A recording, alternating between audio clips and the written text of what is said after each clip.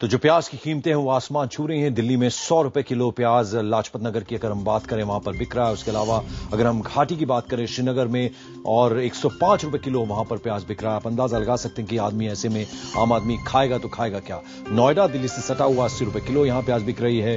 दिल्ली जैसे कि हम बता ही चुके हैं आपको 100 रुपए किलो सेंचुरी यहां पर भी लग चुकी है। मध्य प्रदेश लिए चले अगर आपको भोपाल की बात करें 80 रुपए किलो प्याज यहां बिक रहा है। वहीं बिहार की राजधानी पटना है, यहां पर भी 80 रुपए किलो आम आदमी को प्याज खरीदना पड़ रहा है। चंडीगढ़ अगर हम आपको लेकर चलें तो 90 रुपए किलो प्याज वहां बिक रही है।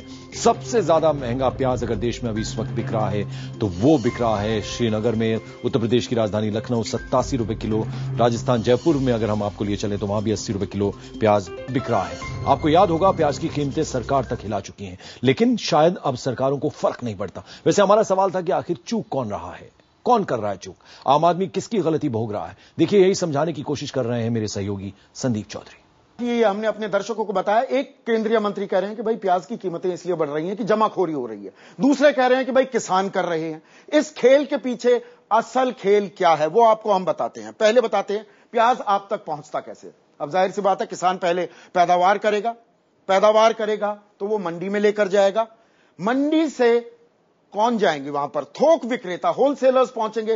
होलसेलर्स किसको देंगे? जो खुदरा कारोबारी हैं, जो रेहड़ी वाले हैं। और रेहड़ी वालों से, दुकानों से, मॉल से आप और हम यानी कि ग्राहक जाएगा, प्याज खरीदेगा। अब सवाल यह उठता है कि ये आसमान क्यों छू रही है इसकी कीमतें? इसके पीछे सरकार क्या वजह बता रही है? सरकार कह रही है कि भाई जमाखोरी हो रही है, जैसा हम लगातार आपको बता रहे हैं। इसके अलावा बेमौसम बरसात ने पैदावार पर असर डाला है, तो फसल बर्बाद हुई, थोड़ी कीमत बढ़ गई। रबी और खरीफ दोनों फसलों पर बरसात की मार देखने को मिल रही है। ये लगातार शीला दीक्षित ने भी कुछ देर पहले यह बात कही है। और डिमांड और सप्लाई के अंदर अंतर आ जाएगा। डिमांड ज्यादा है, सप्लाई थोड़ी कम हो गई बरसात की वजह से, तो कीमतें जाहिर सी बात है बढ़ जाएंगी। और त्योहारों का मौसम होने से तेजी से बढ़ रहे हैं ये दाम भी। ये सरकार जो हमें वजह बताने की कोशिश कर रही है। और खपत में भी लगातार इजाफा हो रहा है कि भाई लोग प्याज बहुत खाने लगे। हालांकि थोड़ी सी कमजोर दलील ये दिखती है।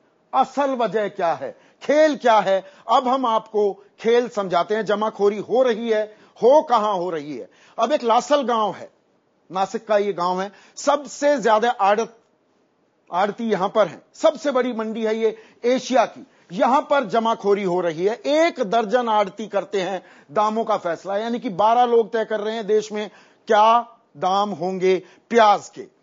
बड़े आड़ती किसानों से फसल खरीदकर उनकी जमाखोरी कर रहे हैं। एक पहलू है ये। अब यहां पर किसान एंगल कहां से आ जाता है? किसान एंगल इसलिए आता है कि पकड़े जाने की वजह से, उस डर से, उस खौफ से किसानों को पैसे भी दे दिए और कहा कि नहीं भैया अपना प्याज भी वहीं रखो, हम आपसे ले लेंगे। इस तरह से यह जमाखोरी हो रही है और दाम बढ़ाए रखने के हिसाब से प्याज बाजार में उतार रहे हैं। फिर वो किश्तों में उतरता है कि अच्छा एक खेप गई, दूसरी खेप गई, कीमतें उतनी की उतनी बनी रहे। और आपको अगस्त महीने की बात करें तो सिर्फ 4 दिन में 150 करोड़ रुपए इन बड़े आड़तियों ने कमाए हैं। यह खेल हो रहा है। यह है प्याज का खेल जो आपको आंखों को, आपको आंसू रुला रहा है।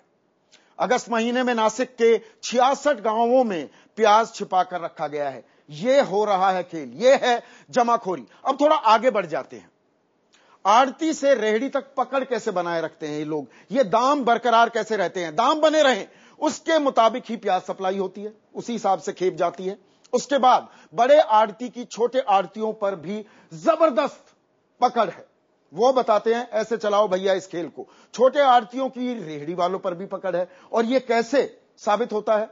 आप किसी भी रेहड़ी वाले के पास जाएंगे, सब एक ही दाम पर प्याज आपको देंगे। ऐसा नहीं कि एक रेहड़ी वाला कहेगा भैया ले लो 60 रुपए किलो, एक कहेगा नहीं मैं तो 70 रुपए किलो पर ही बेचूंगा। यह वजह है कि एक समानता दिखती है आपको दामों में भी। लेकिन यह खेल लगातार बदस्तूर जारी क्यों है? आड़तियों का नाम लेने से क्यों कतराती है सरकार, हमारे केंद्रीय मंत्री भी? उसके पीछे सबसे बड़ी वजह, पहली वजह मैं आपको बताऊं, हर शहर के आड़ती किसी ना किसी पार्टी से जुड़े हैं। इसलिए मोटे पैसों का खेल है। वो पार्टियों से जुड़े हैं, फिर क्या होता है अगर वो पार्टी से जुड़े हैं तो राजनीतिक रसूख और दखल होने लगता है। फिर क्या होगा? पार्टियों को ये फंड भी करते हैं। ये चुनावी मौसम है, कहते हैं कि भैया पैसा देंगे, दाम बने रहने दो। उसके बाद और चलिए यहां लेते हैं एक छोटा सा ब्रेक।